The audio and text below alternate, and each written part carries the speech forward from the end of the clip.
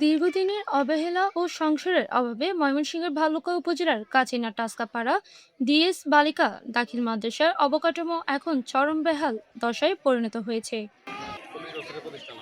1985 সালে প্রতিষ্ঠিত এই নারী শিক্ষা প্রতিষ্ঠানটি বর্তমানে ঝুঁকিপূর্ণ অবস্থায় টিকে আছে। প্রতিষ্ঠানটির পুরনো টিনশেড ভবন এখন জরাজীর্ণ, বাইরে থেকে দেখলে বোঝা যায় মরিচা ধরা টিন ও খসে পড়া দেয়ালের পলেস্তারা। বিভিন্ন স্থানে দেখা দিয়েছে বড় ধরনের ফাটল। অনেক শ্রেণীকক্ষে নেই দরজা জানালা, যা শিক্ষার পরিবেশকে আরও অনিরাপদ করে তুলেছে। সামান্য বৃষ্টিপাতে টিনের ছাউনির ফুটো দিয়ে পানি চুইয়ে পড়ে, এতে শিক্ষার্থীদের বই খাতা ভিজে যায় এবং বাধ্য হয়ে পাঠদান বন্ধ রাখতে হয়। ঝড়ো হাওয়া শুরু হলে ভবনটি যে কোনো সময় ধসে পড়ার আশঙ্কা রয়েছে। ঝড়ো হাওয়া শুরু হলে ভবনটি যে কোনো সময় ধসে পড়ার আশঙ্কা তৈরি হয়। এমন ঝুঁকিপূর্ণ পরিবেশে শিক্ষক ও শিক্ষার্থীরা জীবনের ঝুঁকি নিয়ে পাঠদান চালিয়ে গেলেও বর্তমানে শ্রেণীকক্ষগুলো প্রায় সম্পূর্ণ অনুপযোগী হয়ে পড়েছে।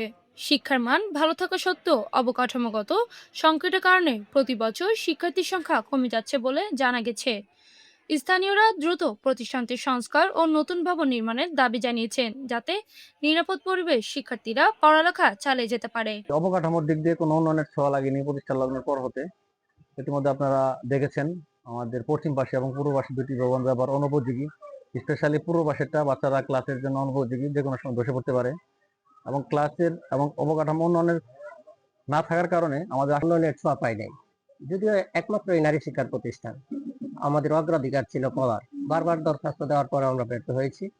তো আমি বর্তমান বিপুল ভোটে বিজয়ী জনাব ফখরুদ্দিন বাচ্চু সাহেবের মোহাম্মদ আনিস খানের পাঠান তথ্য ভিডিও চিত্রে PI ৭২ টিভি।